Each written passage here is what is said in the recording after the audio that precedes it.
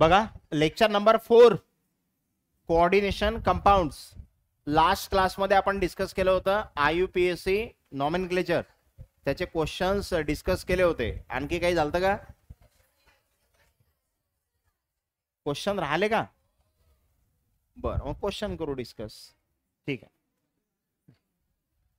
Practice केली होती काही क्वेश्चनची आपण, आहे ना. एक्झाम मधले क्वेश्चन घ्यायचे बाकी होते. एक्झाम मधले क्वेश्चन्स. Identify the formula. कोणाचा फॉर्म्युला पाहिजे बा? पेंटा ॲक्वा म्हणजे H2O 5 वेळा पाहिजे. H2O 5 वेळा या दोन ऑप्शन मध्ये आहे ना, म्हणजे हे दोन कटले. पेंटा ॲक्वा पाहिजे. नंतर आयसोथायोसायनेटो. आयसोथायोसायनेटो म्हणजे NCS. आता NCS याच्यात आहे, याच्यात आहे का? नाही. म्हणजे कोणतं उत्तर करेक्ट आहे? समजलं? म्हणजे MCQ सॉल्व्ह करता वेळेस तुम्हाला काही पूर्ण सॉल्व्ह करत पैशाचं काम नाही, डोकं लावायचं. पेंटा ॲक्वा 5 वॉटर कुठे आहेत? याच्यात आहे.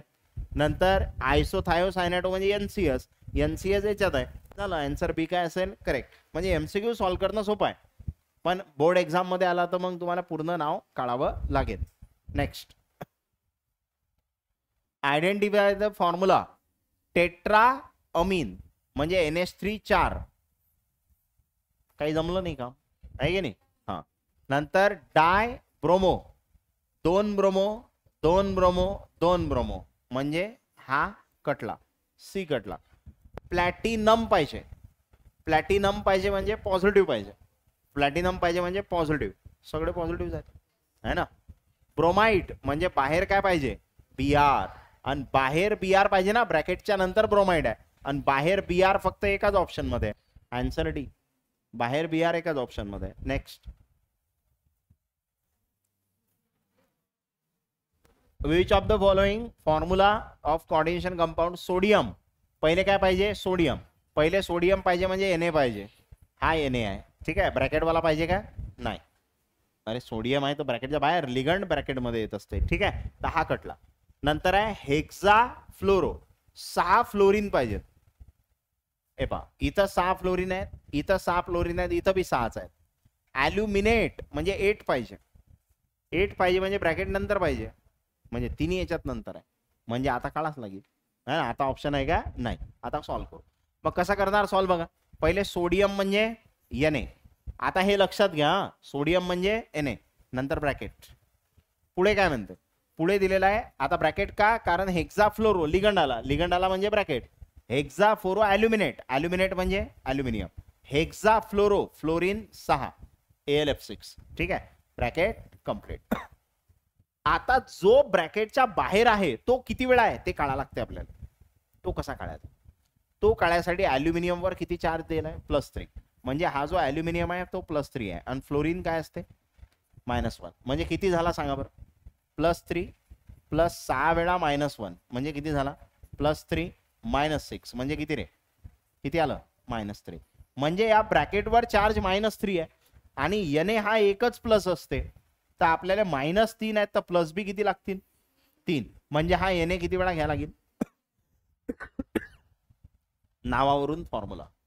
नावावरून फॉर्म्युला जेव्हाही काढसाल तो ब्रॅकेटच्या बाहेरचा किती वेळा आहे ते काढायला लागेल. आणि ते कसं काढसाल? याचा चार्ज कॅल्क्युलेट करायचा, त्याच्यावरून हा निघते. मग Na3AlF6 option C. Okay. Next, identify heteroleptic complex. कोणता कॉम्प्लेक्स? हेट्रोलेप्टिक. हेट्रोलेप्टिक ज्याच्यात लिगंड एकापेक्षा जास्त. मग आता बघा, इथं टेट्रा कार्बोनिल निकेल हा होमोलेप्टिक आहे ना. पोटॅशियम पुढे टेट्रा हायड्रॉक्सो झिंकेट हा भी होमोलेप्टिक आहे, एकच लिगंड आहे ना. इथं हेक्सा अमीन कोबाल्ट हा भी नाही आहे कारण एकच लिगंड आहे. तर आन्सर कोणता आहे? ए. कारण टेट्रा अमीन डाय ॲक्वा 2 आहेत ना लिगंड, 2 वेगवेगळे लिगंड आहेत, एक अमीन आहे आणि दुसरा ॲक्वा. आणि वेगवेगळे लिगंड असले तर हेट्रोलेप्टिक. काल आपण काय शिकलो होतो? फॉर्म्युल्यावरून नाव की नावावरून फॉर्म्युला? फॉर्म्युल्यावरून नाव. त्यामुळे मी थोडीफार प्रॅक्टिस घेतो इथं की आपल्याला नावावरून फॉर्म्युला काढता आला पाहिजे, है ना. तर आन्सर पहिला आहे आपलं, तर काढू मग. पहिलं काय दिलं सांगा? टेट्राअमीन डाय ॲक्वा, पहिले म्हणजे लिगंडनं सुरुवात झाली म्हणजे काय येणार, ब्रॅकेट.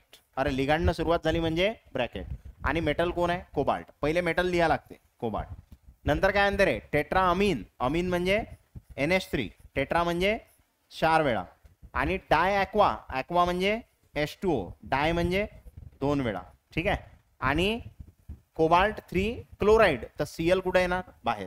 आता कधी पण लक्षात ठेवायचं, जो बाहेर आला तो किती वेळा आहे हे काढा लागते. हे उत्तर नाही आहे तुमचं, बाहेर जो आला तो किती वेळा आहे हे काढा लागते. ते कसं काढणार, या ब्रॅकेटचा चार्ज कॅल्क्युलेट करायचा. सीओचा किती दिलाय त्यानं, कोबाल्टचा +3. अरे दिलाय ना रोमन मध्ये 3. हा, NH3 किती असते 0, H2O किती असते 0, आणि टोटल किती झाली +3. म्हणजे इथं जर हा ब्रॅकेट बघितला तर ब्रॅकेट +3 आहे आणि Cl तर मायनसच असते ना. मग हा किती वेळा लागेल, 3 वेळा. मग 3 प्लस आणि 3 मायनस म्हणजे Cl3 येणार. म्हणजे हा तुमचा फॉर्म्युला आहे. समजलं, नाही तर चुकते है ना. हा बाहेर जो आहे हा किती वेळा आहे तो काढा लागते आपल्याला. Next, identify cationic sphere complex. Cationic sphere complex आहे म्हणजे शेवटी आयन तर येणारच, कारण कॅटायन आहे तो, असं काही नाही आहे. कधी कधी आयन लिहिलं नसलं तरी कॅटायोनिक असते की नाही, पहिले कॅटायन मग ॲनायन, असाही पॅटर्न असू शकते ना. मग काय करणार, कॅटायोनिक कोणता आहे तर मला सांगा. शेवटी जर 8 आला तर ॲनायोनिक असते, म्हणजे हे 2 ऑप्शन कटले. तर पहिले कट करणं शिका आहे ना. शेवटी 8 आला म्हणजे ॲनायोनिक आहे, म्हणजे हे 2 ऑप्शन कटले. आपल्याला कॅटायोनिक पाहिजे. आणि या ऑप्शन मध्ये ट्रायअमीन, ट्राय नायट्रो, कोबाल्ट आणि पुढे आयन लिहिलं आहे का, नाही. आणि याच्या ब्रॅकेटच्या नंतर काही आहे का, लिगंडच्या आधी काही आहे का, म्हणजे हा न्यूट्रल आहे, म्हणजे हे बी उत्तर आहे का, नाही. म्हणजे उत्तर कोणतं आहे समजलं, काढून दाखवतो. काय म्हटलं त्यानं, टेट्राअमीन, लिगंडनं सुरुवात झाली म्हणजे काय येणार, ब्रॅकेट.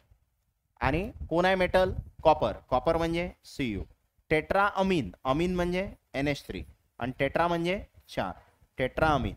आणि कॉपर 2 दिलाय, पण आपल्याला या ब्रॅकेटवरचा चार्ज काढायला लागणार ना रे. किती चार्ज येते कॉपरवर, किती दिलाय पहा, कॉपर किती दिलाय +2 आणि NH3 किती असते 0, म्हणजे +2 + 4 वेळा 0, म्हणजे उत्तर किती येणार +2. उत्तर किती येणार +2. म्हणजे या ब्रॅकेटवर काय आहे +2 आणि याच्यावर प्लस आहे, म्हणजे हा कोणता आहे रे, कॅटायोनिक. समजलं, याच्यावर प्लस आहे म्हणजे काय आहे, cationic. Next, identify neutral complex from following. Neutral कोणता आहे, न्यूट्रल पाहिजे. याच्या बाहेर ब्रोमाइड आहे म्हणजे हा न्यूट्रल आहे का, ब्रॅकेटच्या बाहेर काहीतरी आलं ना, हा म्हणजे हा आयन आहे, म्हणजे हे बी उत्तर आहे का तुमचं. म्हणजे उत्तर कोणतं आहे, ए.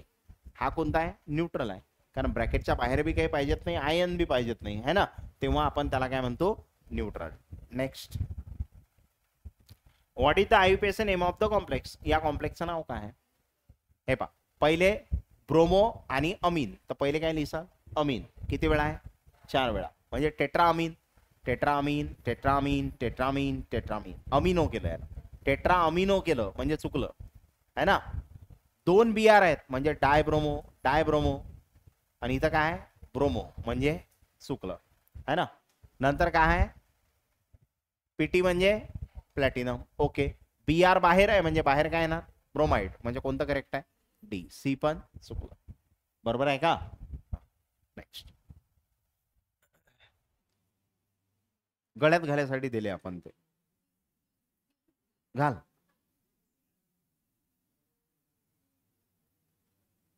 हा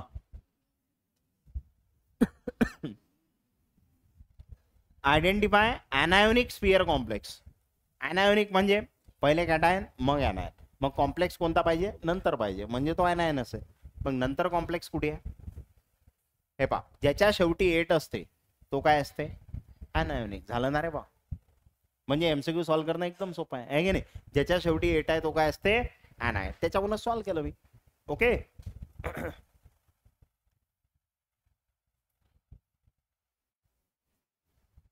what is IUPAC name of दिस.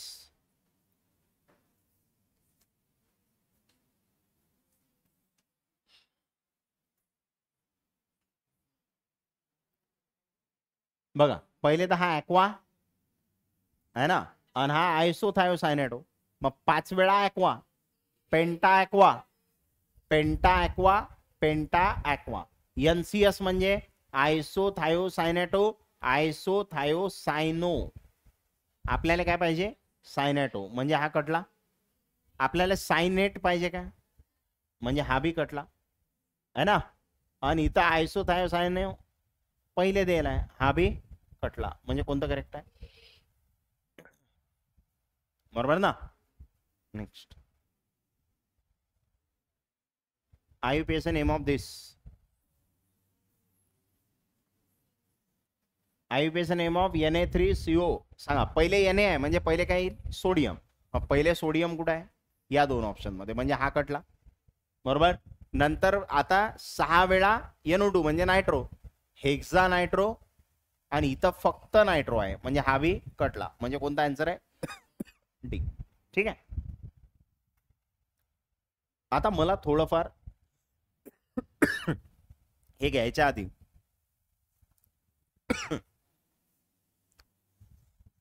नावावरून फॉर्म्युले घ्यायचे, कारण आपण फॉर्म्युल्यावरून नाव शिकलो, पण नावावरून बी फॉर्म्युले आपल्याला लिहिता आले पाहिजेत. मग नावावरून फॉर्म्युले घ्यायसाठी मी काय करतो, 2-3 एक्झाम्पल जे मला असं वाटते की घ्यायला पाहिजेत ते घेतो मी. ठीक आहे, जसा हा घेतोय. ठीक आहे, पेंटा अमीन, याचा फॉर्म्युला काढून आपण. ठीक आहे, फॉर्म्युला काढून दाखवू राहिलो हे. आता हा काही क्वेश्चन सॉल्व्ह करण्यासाठी महत्वाचा आहे का, नाही. हे पहा काय येणार, सगळ्यात पहिले पेंटा अमीन आहे ना, नंतर क्लोरो, कोबाल्ट आहे. मग पहिले तर लिगंडनं सुरुवात झाली म्हणजे ब्रॅकेट येणार, आणि मेटल कोण आहे, कोबाल्ट. त्याच्यासोबत काय, पेंटा अमीन, अमीन म्हणजे NH3, आणि पेंटा म्हणजे 5 वेळा पेंटा अमीन, नंतर कोण आहे, क्लोरो म्हणजे Cl, ब्रॅकेट कंप्लीट. आणि बाहेर काय आहे, सल्फेट, सल्फेट म्हणजे SO4. पण हा बाहेरचा किती वेळा आहे ते मला काढायला लागेल ना, आणि ते काढण्यासाठी मी काय करतो, त्याच्यावर लक्ष द्या, कारण नाव काढणं सोपं आहे, फक्त इथंच तुम्ही चुकू शकता. कोबाल्ट किती दिलाय त्यांना पहा, +3. कोबाल्ट किती दिलाय, +3. NH3 किती असते, 0, आणि Cl काय असते, -1.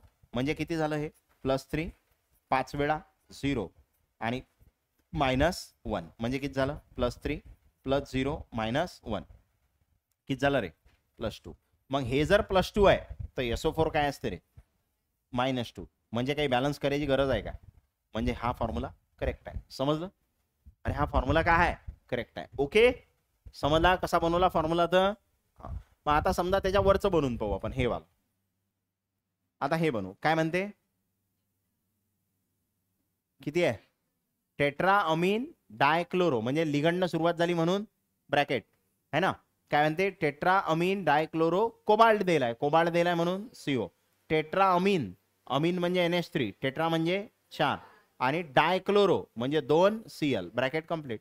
माझा ब्रॅकेट वरचा चार्ज काढा लागेल ना, कारण त्यानं पुढे काय म्हटलं, आयन, मग चार्ज काढा लागेल. मग कोबाल्ट किती दिलाय त्यानं पहा, कोबाल्ट किती दिलाय, +3.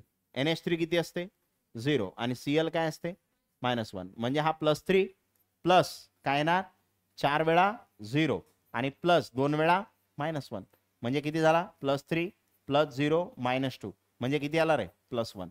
अरे बरोबर का, याच्यावर चार्ज +1 आहे म्हणून इथं प्लस. समजलं कसं बनवायचं, म्हणजे नाव दिलेलं असताना फॉर्म्युला कसा बनवायचा हे महत्व आहे. आलं लक्षात, आता एक आयडिया आली. ठीक, तुम्ही घरी बाकी प्रॅक्टिस करून पाहिजे. नेक्स्ट टॉपिक आहे इफेक्टिव्ह ॲटॉमिक नंबर. आता इफेक्टिव्ह ॲटॉमिक नंबर कशाला म्हणतात, EAN, आणि त्याच्यासाठी रूल आहे, EAN रूल म्हणतात त्याला. EAN रूल काय सांगते आपल्याला, जेव्हा कोऑर्डिनेशन कंपाऊंड तयार होते तर कोऑर्डिनेशन कंपाऊंड मध्ये जो सेंट्रल मेटल आहे, सेंटरचा, तो लिगंड जवळून इलेक्ट्रॉनच्या पेयर घेऊन राहिला. सेंट्रल मेटल लिगंड जवळून इलेक्ट्रॉनच्या पेयर घेऊन राहिला. त्या इलेक्ट्रॉनच्या पेयर घेणं, ठीक आहे, तो कधीपर्यंत चालू ठेवील, जोपर्यंत त्याचं इलेक्ट्रॉनिक कॉन्फिगरेशन नेक्स्ट येणाऱ्या नोबल गॅस एवढं होत नाही. परत एकदा ऐका काय सांगितलं तर, जो सेंट्रल मेटल आहे तो इलेक्ट्रॉनच्या पेयर लिगंड जोडून घेणार आहे. कधीपर्यंत घेणार आहे, जोपर्यंत त्याचं इलेक्ट्रॉनिक कॉन्फिगरेशन त्याच्या नंतर येणाऱ्या नोबल गॅस एवढं होत नाही. नोबल गॅस म्हणजे आर्गॉन, क्रिप्टॉन, झेनॉन, रेडॉन यांचं इलेक्ट्रॉनिक कॉन्फिगरेशन म्हणजे यांच्याजवळ असणारे इलेक्ट्रॉन जेवढे आहेत तेवढे जोपर्यंत सेंट्रल मेटल जोड होत नाही तोपर्यंत तो इलेक्ट्रॉनच्या पेअर ऍक्सेप्ट करणार आहे. त्याला म्हणतात EAN रूल. उठो त्याले. EAN रूल स्टेट्स दॅट उठवायला सांगितलं आहे ना, दुनियेतून उठवायला नाही सांगितलं आहे की नाही. हा, इतक्या जोर जोरानं मारून राहिले, काम काढसाल त्याचं.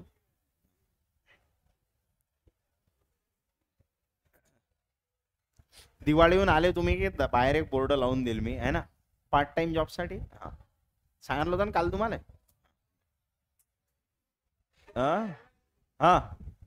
EAN rule states that. काय म्हणते EAN रूल? EAN रूल काय म्हणते? A metal ion continues to accept electron pair. Metal ion काय करणार आहे? इलेक्ट्रॉन पेअर ऍक्सेप्ट करणं कंटिन्यू ठेवणार आहे. टिल कधीपर्यंत? कधीपर्यंत? It attains the electronic configuration of next noble gas. जोपर्यंत नेक्स्ट नोबल गॅस एवढं इलेक्ट्रॉनिक कॉन्फिगरेशन होत नाही तोपर्यंत तो इलेक्ट्रॉनच्या पेअर ऍक्सेप्ट करणं सुरू ठेवणार आहे. ठीक आहे. EAN इक्वल्स म्हणजे EAN इफेक्टिव्ह ऍटॉमिक नंबर कशाच्या इक्वल असते? Total number of electrons around the central metal in the complex. Complex मध्ये जो सेंट्रल मेटल आहे त्याच्या अराउंड किती इलेक्ट्रॉन्स आहेत तो त्याचा इफेक्टिव्ह ऍटॉमिक नंबर आहे. आणि हा इफेक्टिव्ह ऍटॉमिक नंबर किती असेल? नोबल गॅसचा ऍटॉमिक नंबर. कारण त्याच्यानंतर येणारा नोबल गॅस पाहिजे ना. जसा आर्गॉन जर असला है ना तर ऍटॉमिक नंबर 18, क्रिप्टॉन 36, पुढे आला तर है ना पुढचा तो असेल तर, झेनॉन असला तर 54, रेडॉन असला तर 86. आणि असा जर तुमचा इफेक्टिव्ह ऍटॉमिक नंबर आला म्हणजे EAN रूल ओबे झाला. EAN रूल पाळला गेला की आपल्याजवळ 18, 36, 54, 86 एवढे इलेक्ट्रॉन आले तर, आणि त्याच्यापेक्षा कमी जास्त आले म्हणजे EAN रूल फॉलो झाला नाही है ना. मग EAN रूलचा फॉर्म्युला काय आहे? Number of electrons of metal ion. काय म्हटलं? Number of electrons of metal ion. Metal आयनचे इलेक्ट्रॉन. आता मेटल आयनचे इलेक्ट्रॉन म्हणजे काय? जसं माझ्यावर मेटल आयन आहे Fe2+, मग Fe2+ जवळ किती इलेक्ट्रॉन आहेत? टेक वन बिग स्टोन आहे ना, आणि हा घाला माझ्या डोक्यात. किती दिवस झाले चालू आहे? किती आहेत Fe2+ जवळ इलेक्ट्रॉन?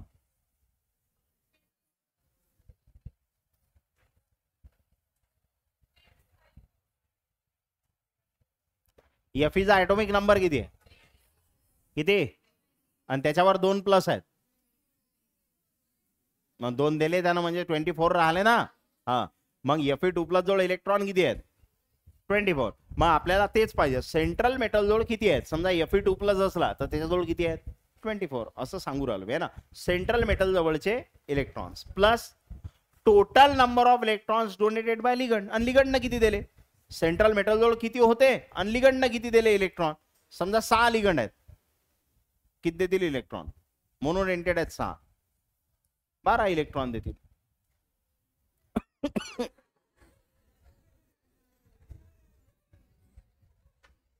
दिवाळी अंगात आली का तुमच्या? ते वाटू राहिलं मला जरा. 6 लिगंड आहेत मोनोडेंटेड तर इलेक्ट्रॉनच्या पेअर 12, इलेक्ट्रॉनच्या पेअर 6 देतील पण इलेक्ट्रॉन 12 देतील ना. मग मी इलेक्ट्रॉन विचारलं ना तुम्हाला. हा, इलेक्ट्रॉन 12. समजा Feला 6 NH3 लागेल होते आणि Fe2+ होता. मग Fe जोड इलेक्ट्रॉन किती होते? Fe2+ जोड 24 आणि 6 लिगंडनं किती दिले? 12 झाले किती? 36.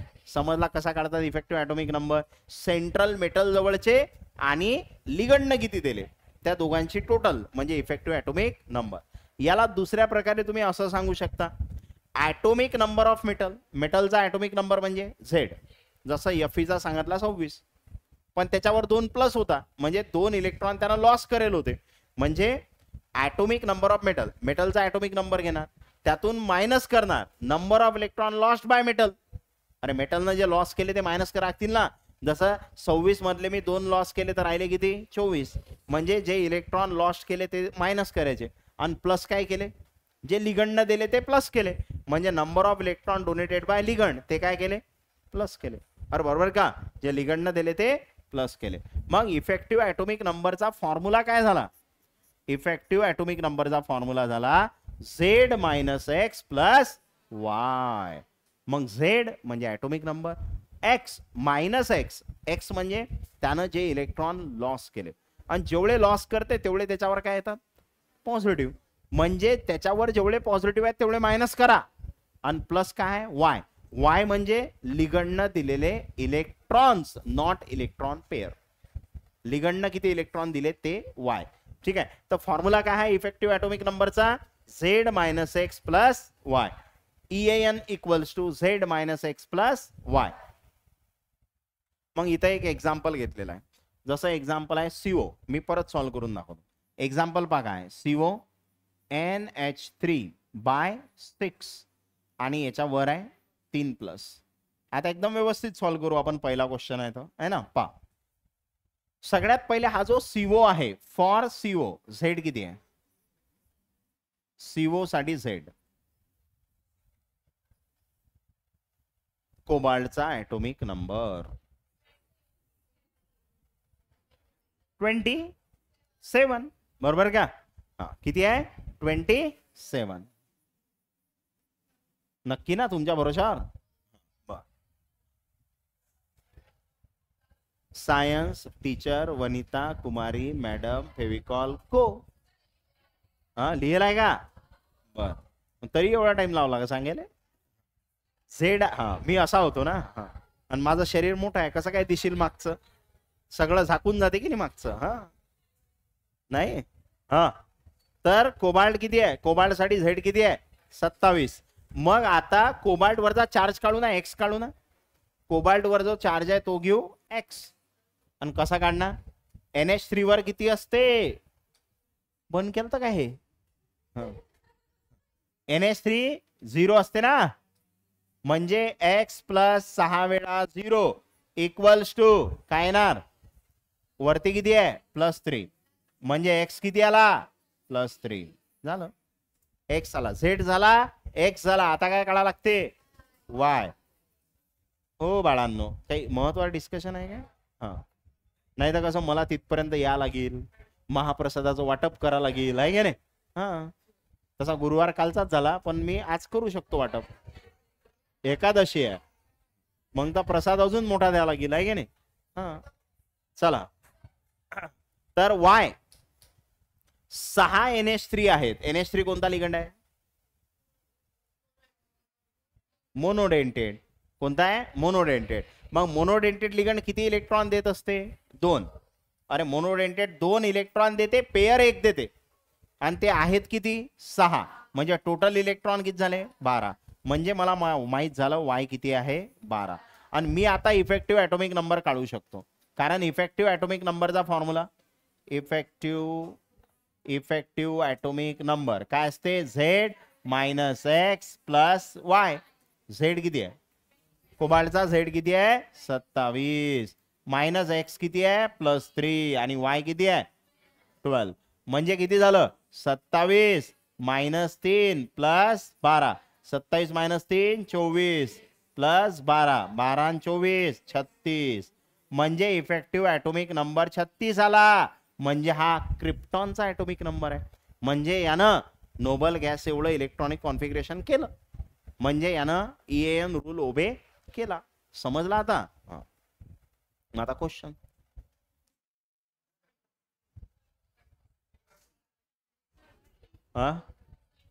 What is the EAN of Zn. Zn चा EAN काढा लागते. EAN ऍटॉमिक नंबर नाही विचारला, झेड आहे ना. तर झिंक, फॉर झिंक सांगा, फॉर झिंक झेड किती असते. हा झेड असते 30. ये बाहेर, बाहेर नाही. मी 4 वेळा निग्लेक्ट केलं तुला, आता परत सांगणार नाही. हा झेड ऍटॉमिक नंबर किती आहे 30 झिंक साठी. आता मला एक्स काढायचा आहे. एक्स कसा काढणार, झिंक साठी एक्स, आणि NH3 किती असते 0. आता थोडं डोकं लावा ना, याच्यावर 0 आहे तर हा 2+ कोणाचा आहे झिंकचा, म्हणजे इथं एक्स किती आहे +2 अरे x किती आहे +2 आणि y किती आहे किती लिगंड आहेत 4 पण कोणता लिगंड आहे मोनोडेंटेड म्हणजे 2 इलेक्ट्रॉन देणार आहे आणि मोनोडेंटेड आहे म्हणजे 2 देणार आहे 4 वेळा आहे किती झालं total 8 formula EAN equals to Z minus x plus y आता Z सांगा Z किती आहे 30 मायनस x +2 आणि y 8 30 प्लस मायनस -2 प्लस 8 म्हणजे किती 28 प्लस 8 म्हणजे किती 36 म्हणजे आन्सर डी ठीक आहे किती येणार 36 next what is the number of electrons lost by chromium in this complex जे इलेक्ट्रॉन लॉस्ट केले म्हणजे x विचारला है ना चार्ज विचारला ना त्यानं क्रोमियम वर चार्ज किती आहे तर क्रोमियम वरचा चार्ज काढा लागते तर क्रोमियमचा चार्ज x 6 वेळा CO किती असते 0 आणि वरती काही नाही म्हणून 0 म्हणजे x + 0 = 0 म्हणजे x किती आला 0 म्हणजे किती इलेक्ट्रॉन लॉस केले त्यानं 0 बरोबर ना काही लॉसच नाही केलं चार्ज त्याच्यावर 0 आहे ठीक आहे what is the effective atomic number of copper कॉपरचा काढा लागते तर फॉर कॉपर हा काय आहे 29 Z आणि NH3 वर चार्ज असते का नाही म्हणजे हा 2+ कोणाचा आहे कॉपरचा म्हणजे इथं x किती आहे +2 आणि y किती आहे 4 वेळा आहे आणि तो मोनोडेंटेड आहे म्हणून 2 इलेक्ट्रॉन देते आणि तो 4 वेळा आहे म्हणजे किती झालं 8 म्हणजे आपला फॉर्म्युला इफेक्टिव्ह ॲटॉमिक नंबर काय आहे Z minus x plus y मग आता Z किती आहे 29 मायनस x किती आहे +2 आणि y किती आहे 8 म्हणजे 29 - 2 + 8 म्हणजे 27 + 8 27 + 8 35 किती आलं 35 म्हणजे यानं रूल ओबे केला नाही पण तरी सुद्धा कंपाऊंड बनलं है ना म्हणजे रूल ओबे करील ज्याची काही गॅरंटी नाही आहे फक्त तुम्ही सांगू शकता की यानं रूल ओबे केला नाही तरी सुद्धा हा फॉर्म झाला ठीक आहे रूल ओबे करत नाही कारण 35 झालं उत्तर यायला पाहिजे किती होतं 36 पुढे what is the value of number of electrons donated by लिगंडनं किती इलेक्ट्रॉन डोनेट केले इन अ कॉम्प्लेक्स हा कॉम्प्लेक्स दिलाय इफ EAN इज 35 EAN 35 आहे तर what is the value of number of electrons donated by लिगंडनं किती इलेक्ट्रॉन डोनेट केले बघा त्यानं फक्त घुमवला होता प्रश्न लिगंडनं किती इलेक्ट्रॉन डोनेट केले तर 12 का कारण CN हा मोनोडेंटेड आहे एकच इलेक्ट्रॉनची पेयर देते आणि तो 6 वेळा आहे म्हणजे 12 आणि तुम्ही जर त्याच्या पद्धतीनं सॉल्व्ह करायचा प्रयत्न केला तर उलट टाइम जाईल ना तुमचा तर तुम्हाला हे माहित पाहिजे की जो CN- आहे तो काय असते तो काय देते तो मोनोडेंटेड आहे काय आहे तो मोनोडेंटेड म्हणजे तो डेंटेड ठीक आहे तो एक इलेक्ट्रॉनची तो अँबिडेंटेड पण आहे कारण कार्बन भी देऊ शकते नायट्रोजन भी देऊ शकते म्हणजे तुम्ही या CN- ला अँबिडेंटेड भी म्हणू शकता की नाही अरे म्हणू शकता ना तो मोनोडेंटेड भी म्हणू शकता आणि अँबिडेंटेड भी म्हणू शकता ठीक आहे तर तो किती वेळा आहे 6 वेळा आणि 6 वेळा आहे म्हणजे किती इलेक्ट्रॉन देणार 12 ठीक आहे कारण तो मोनोडेंटेड आहे 4 डिफरंट कोऑर्डिनेशन कंपाउंड 4 कंपाउंड आहेत रे A B C D have effective atomic number एकाचा 18 एकाचा 36 एकाचा 54 आणि एकाचा 35 हा काय दिलाय तुम्हाला इफेक्टिव्ह ॲटॉमिक नंबर आणि identify compound that does not obey EAN कोण EAN ओबे नाही करत 35 असते का नाही म्हणजे डी नाही करत ऑप्शन डी नाही तर डी ऑप्शन कर चला तिथं चेक करायचा हा डी ऑप्शन डी मध्ये जाय का नाही तो डी कधी ऑप्शन सी मध्ये देतात आणि आपण ऑप्शन डी टिक करतो आहे ना असं नाही झालं पाहिजे आपलं उत्तर डी आहे ते कोणत्या ऑप्शन मध्ये आहे ते चेक करता ठीक आहे नेक्स्ट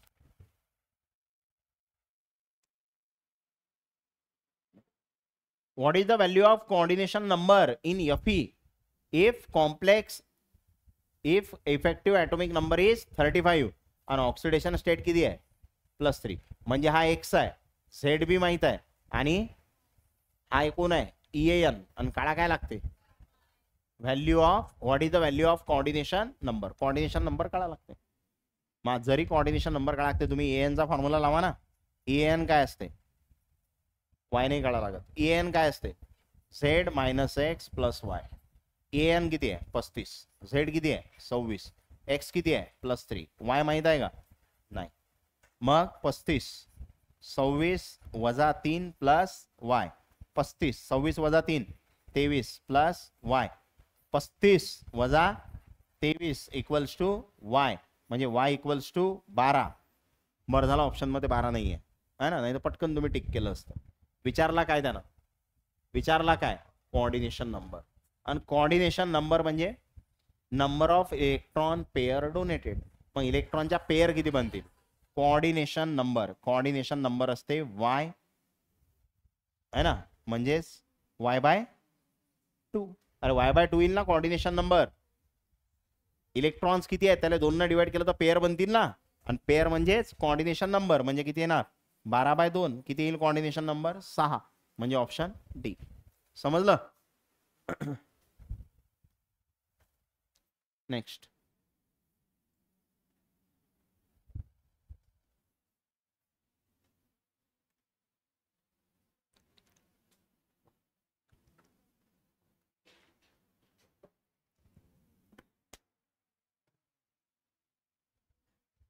हा आता मस्त प्रश्न आहे की नाही. आता हा तुमचा टाइम खाईल, टाइम खाणार आहे तो. Which from the following complex central metal does not obey EAN? EAN कोण ओबे करत नाही.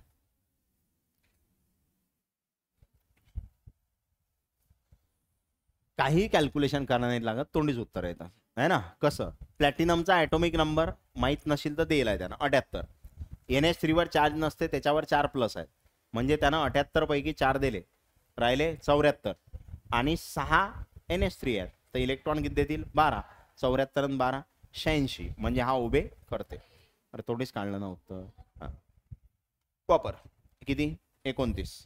याच्यावर तर काही चार्ज नाही आहे NH3 वर, म्हणजे 2 प्लस कॉपरचा आहे, आणि कॉपरचा 2 प्लस आहे. 29 मधले 2 गेले, किती राहिले 27. आणि 4 NH3 आहेत तर 8 देतील, 27 आणि 8 35. म्हणजे याचा इफेक्टिव्ह ॲटॉमिक नंबर किती येते 35. म्हणजे यानं ओबे केला का, म्हणजे कोणतं उत्तर आहे, समजून आलं. ठीक आहे. हा इकडे Zn वर 2 प्लस, कारण NH3 वर चार्ज असते का नाही. मग Zn 30 वर 2 प्लस आहे, म्हणजे 2 दिले, राहिले 28. आणि हे 4 आहेत, तर हे 4 दुनी 8, 28 आणि 8 36, म्हणजे हा बी ओबे करते है ना. हा Fe किती येणार इथं काढून पहा. x 6 वेळा Cn -1 आणि इक्वल टू -4, म्हणजे x किती येणार +2, किती येणार +2. मग +2 आला तर Feचा ॲटॉमिक नंबर 26, 2 प्लस आहे म्हणजे 24, आणि हे 6 आहेत म्हणजे 12, 24 आणि 12 36, म्हणजे हा बी करते. कोण करत नाही मग बी. समजलं कसं काढलं, तोंडीच काढलं मी. आता बस झालं ना, आता प्रॅक्टिस करू करू थकलो आपण आहे की नाही. आता नेक्स्ट आहे stability of coordination compounds. Coordination कंपाऊंडच्या स्टॅबिलिटी विषयी आपल्याला बोलायचं. कोऑर्डिनेशन कंपाऊंड कसं तयार होते, जेव्हा लिगंड इलेक्ट्रॉनची पेअर देते कोणाला, सेंट्रल मेटलला, बरोबर ना, तेव्हाच कोऑर्डिनेशन कंपाऊंड तयार होते. मग stability is govern by metal ligand interaction where metal सर्व as a electron pair acceptor. म्हणजे मेटल आणि लिगंड मध्ये इंटरॅक्शन होणार आहे, मेटल इलेक्ट्रॉनची पेअर घेणार आहे, म्हणजे तो इलेक्ट्रॉन पेअर ॲक्सेप्टर आहे. आणि जो लिगंड आहे तो लेविस बेसचं काम करणार आहे. लेविस बेस म्हणजे इलेक्ट्रॉन पेअर डोनर, तर तो इलेक्ट्रॉन पेअर डोनर आहे. म्हणजे इथं मेटल आणि लिगंड मध्ये इंटरॅक्शन होणार आहे. मेटल इलेक्ट्रॉनची पेअर ऍक्सेप्ट करणार आहे आणि लिगंड इलेक्ट्रॉनची पेअर देणार आहे. मग एक घेणार आहे एक देणार आहे, म्हणजे लेविस बेस सारखं एक जण काम करणार आहे, एक लेविस ऍसिड सारखं काम करणार आहे. म्हणजे मेटल लिगंड इंटरॅक्शनला तुम्ही लेविस ऍसिड बेस इंटरॅक्शन म्हणू शकता. मेटल लिगंड इंटरॅक्शनला काय म्हणू शकता, लेविस ऍसिड बेस इंटरॅक्शन. आणि stronger the interaction greater stability of the complex. आता जेवढं चांगलं इंटरॅक्शन होईल, जेवढं जास्त इंटरॅक्शन होईल तेवढं कंपाऊंड स्टेबल बनेल की नाही. अरे जेवढं चांगलं इंटरॅक्शन होईल तेवढं कंपाऊंड स्टेबल बनेल. म्हणजे एक इझिली इलेक्ट्रॉन देऊ राहिला, दुसरा इझिली इलेक्ट्रॉन ऍक्सेप्ट करू राहिला, तर बॉन्ड करायची इच्छा आहे त्यांची, म्हणजे बॉन्ड स्टेबल बनेल ना. म्हणजे कंपाऊंड कसं असेल, स्टेबल असेल. समजलं. तर ग्रेटर ग्रेटर स्टॅबिलिटी कधी, जेव्हा स्ट्रॉंगर इंटरॅक्शन असेल.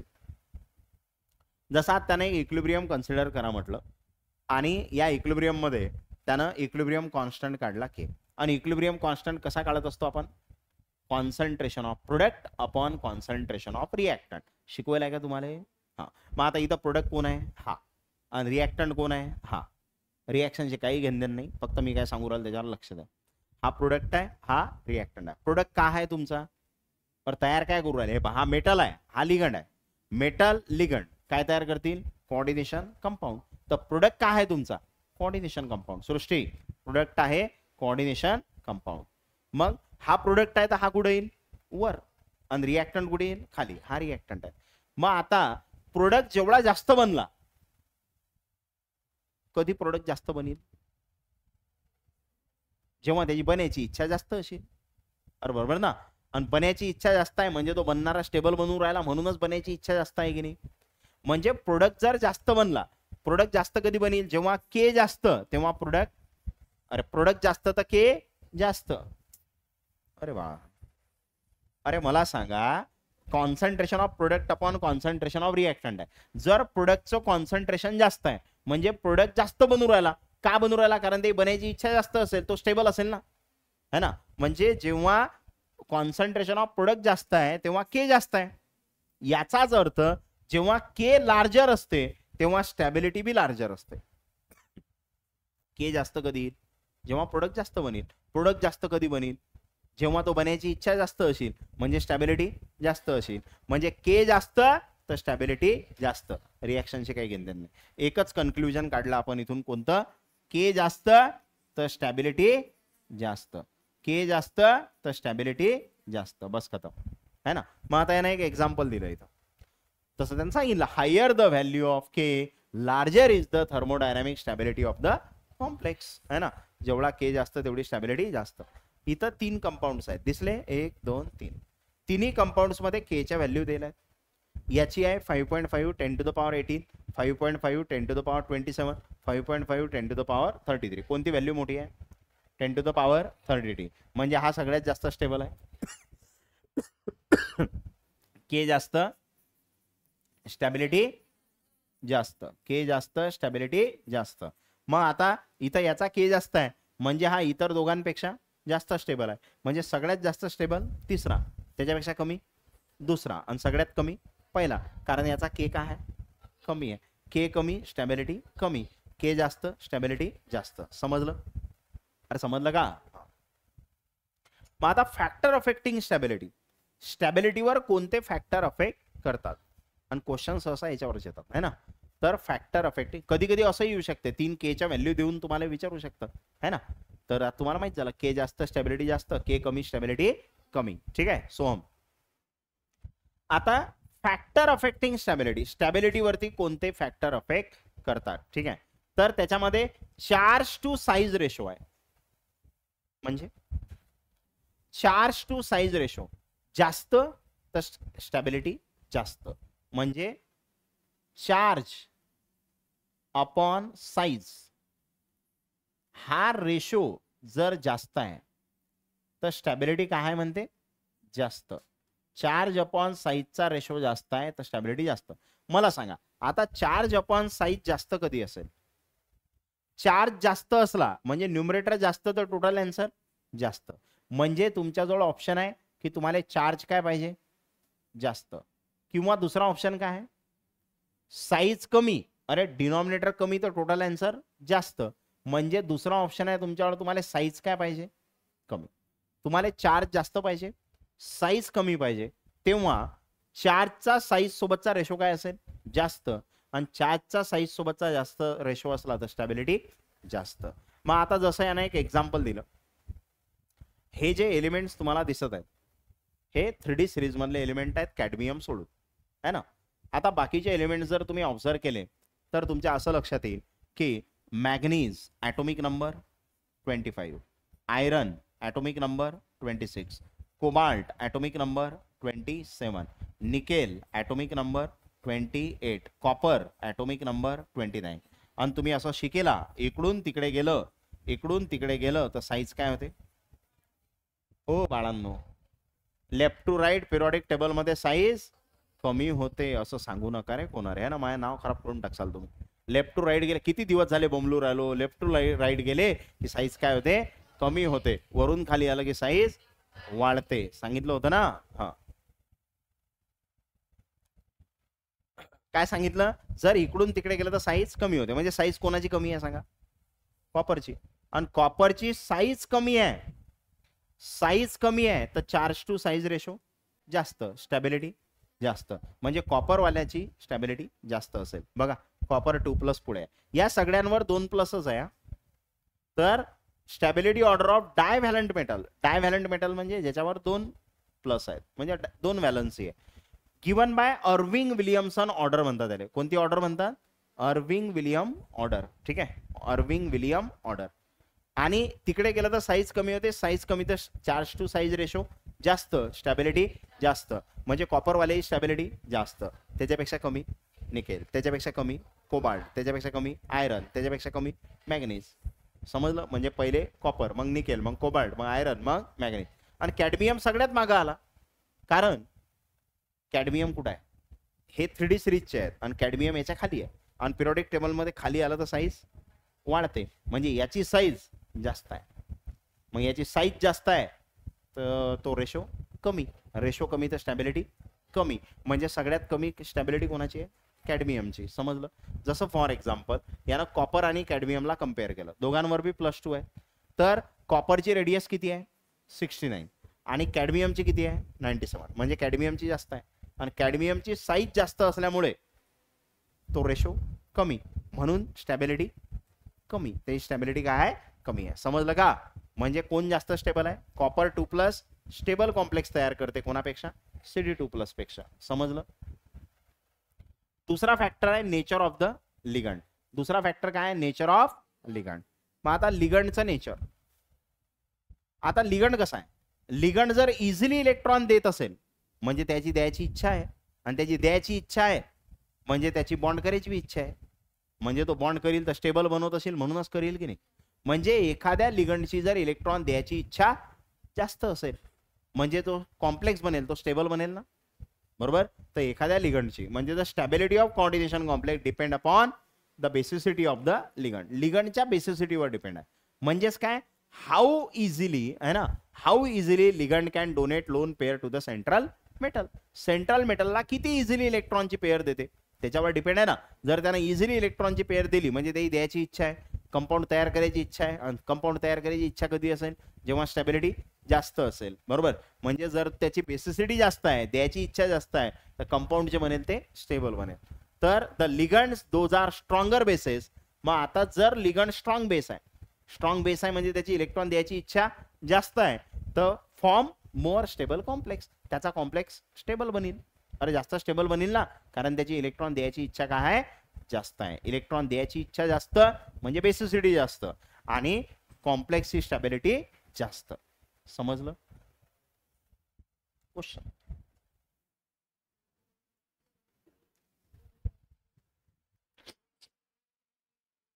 हा,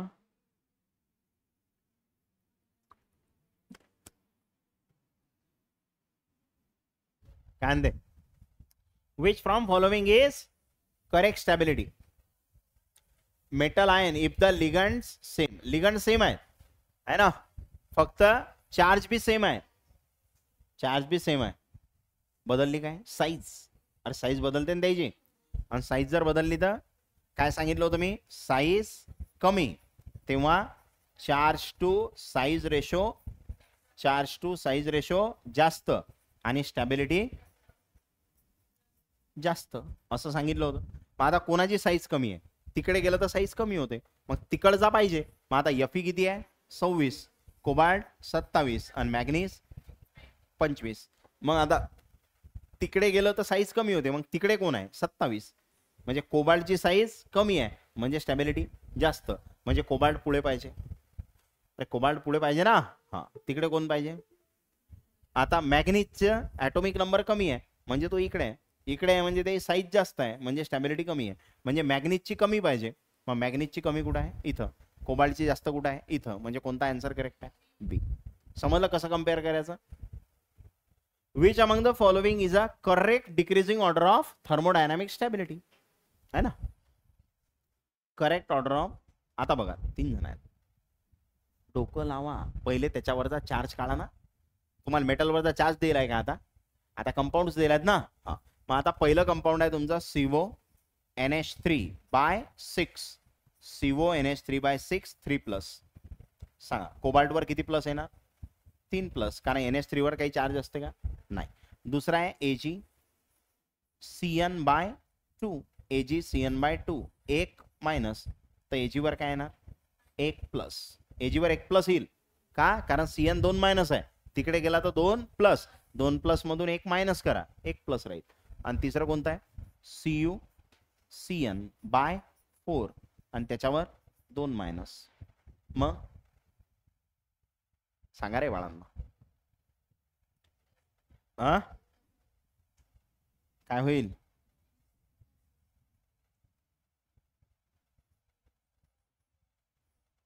किती येणार? कॉपर 2+. अरे 2+ येईल ना, कारण हा 4 मायनस तिकडे गेला तर 4+ आणि त्यातून 2 मायनस करा, किती राहिले? 2+. मग आता इथं चार्ज वेगळा येणार आहे. आणि चार्ज साठी काय सांगितलं होतं? चार्ज जास्त. काय सांगितलं होतं? चार्ज जास्त तर चार्ज टू साईजचा रेशो जास्त, अनस्टॅबिलिटी जास्त. अरे असं सांगितलं होतं ना. हा मग रे, मग कोणा चार्ज जास्त आहे? CO3+. म्हणजे CO3+ वाले स्टॅबिलिटी जास्त, म्हणजे CO वाला पुढे पाहिजे, बरोबर? कारण ते स्टॅबिलिटी जास्त. चार्ज कोणाचा कमी आहे? Ag चा,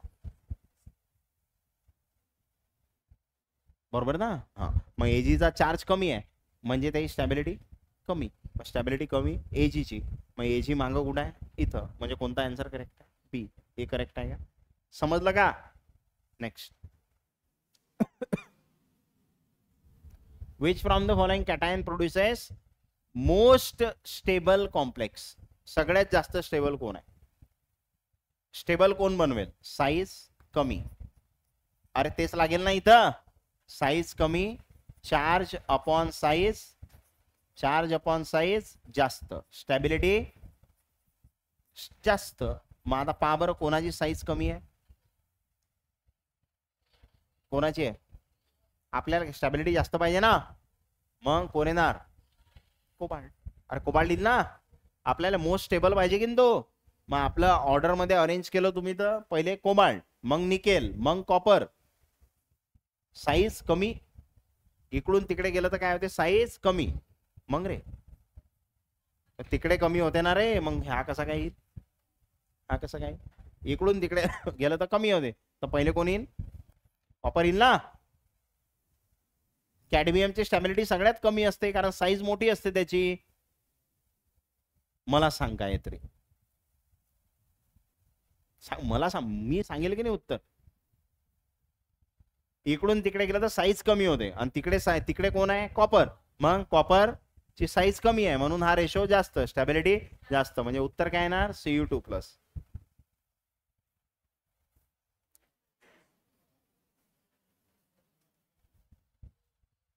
काय विचारली? Correct stability. तर पहिले कोण येईल? कोबाल्ट की कॉपर? पहिले कोण येईल? कॉपर. एकाच ऑप्शन मध्ये, एकाच ऑप्शन मध्ये आहे ना, पहिले कॉपर येईल ना.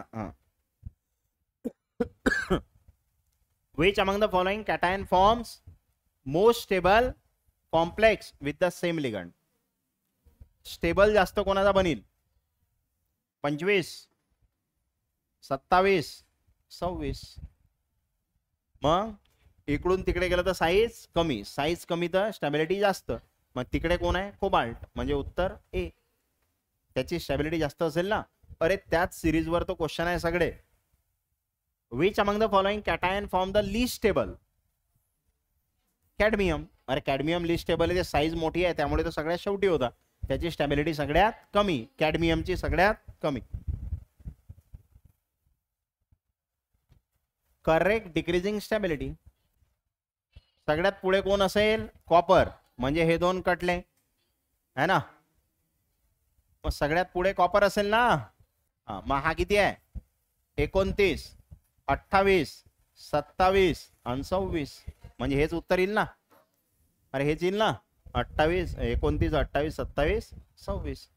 मग याच्यामध्ये स्टॅबिलिटी डिक्रीजिंग ऑर्डर झाली ना. सगळ्यात जास्त स्टेबल कॉपर, कारण ते साईज कमी तर स्टॅबिलिटी जास्त. ठीक आहे, तर इथं आपला हा स्टॅबिलिटी ऑफ कॉम्प्लेक्स हा टॉपिक संपला. इफेक्टिव्ह ॲटॉमिक नंबर आणि IUPAC नॉमेनक्लेचर. तसं बुकमध्ये हा स्टॅबिलिटी वाला जो टॉपिक आहे तो आयसोमरच्या नंतर आहे, पण मी तो आधी घेऊन घेतला. तो याच्यासाठी आधी घेतला की तो आज कव्हर झाला असता.